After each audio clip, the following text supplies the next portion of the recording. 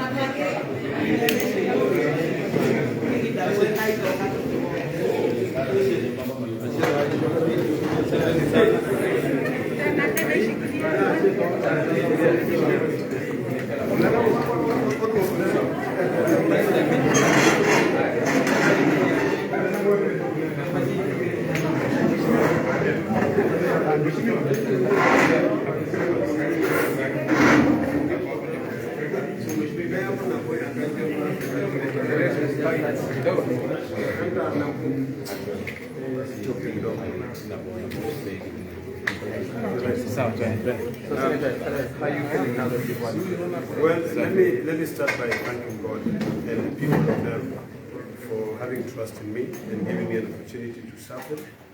This was a very difficult process because of being a first-time senator and winning the trust of your community, and as well as everyone who lives in Narok, really means a lot.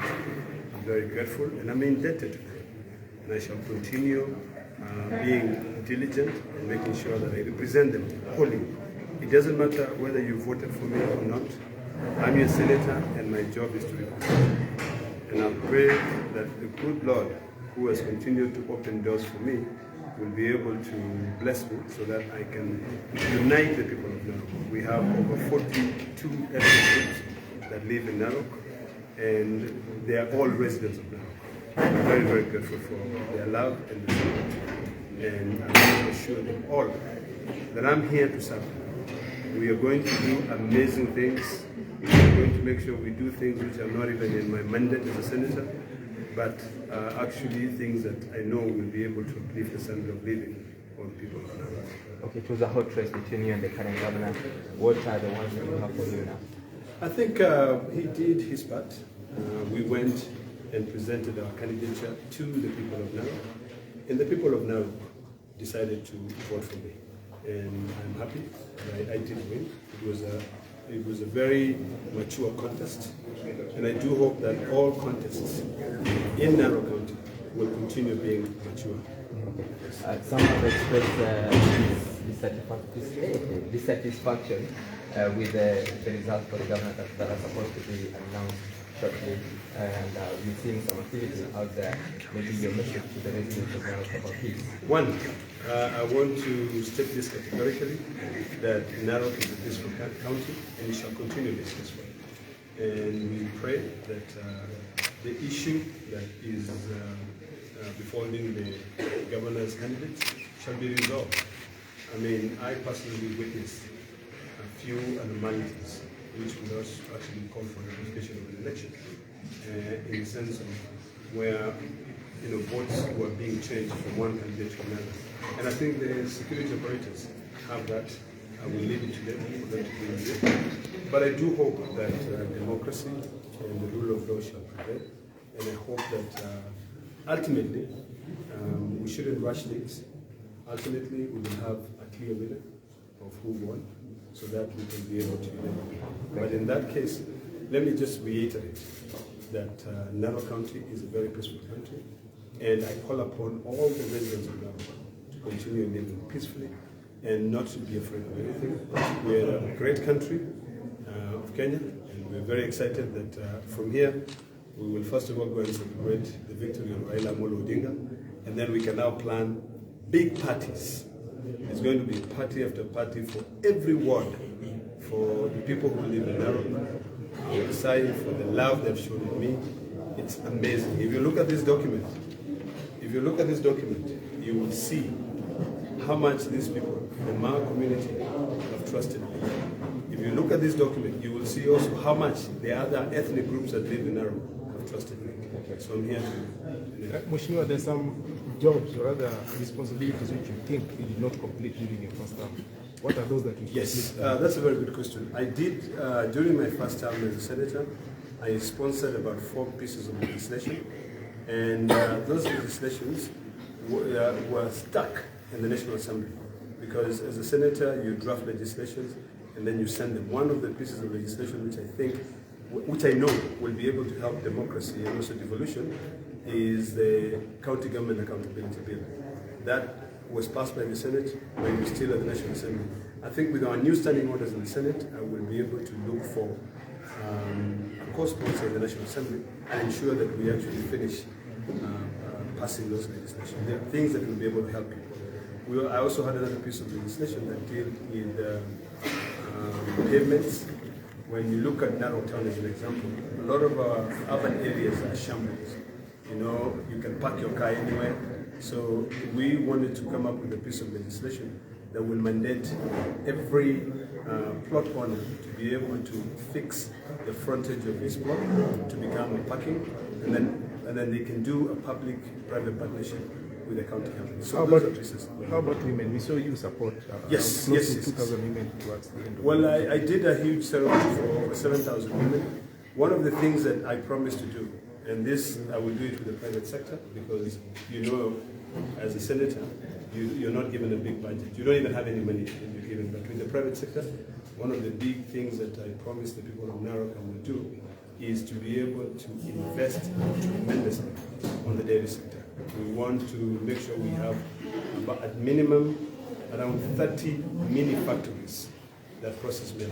We already have a few rolled out. Some of them will be able to go to Kilgoris. I love the people of Kilgoris. They are showing so much love for me. So we have about 6 containers which are dairy processed units that will go there. We also are going to be holding another big event called Marcom 2023, where we will bring together about 10,000 youth. And those youth, we will also introduce them to the meat processing, so that they can be able to do aging of meat. Because the Maasais are very wealthy people. The people who come to Narok have been able to experience that wealth. So we want to make sure that we can realign our own existing resources and to help end poverty in this country. Thank you.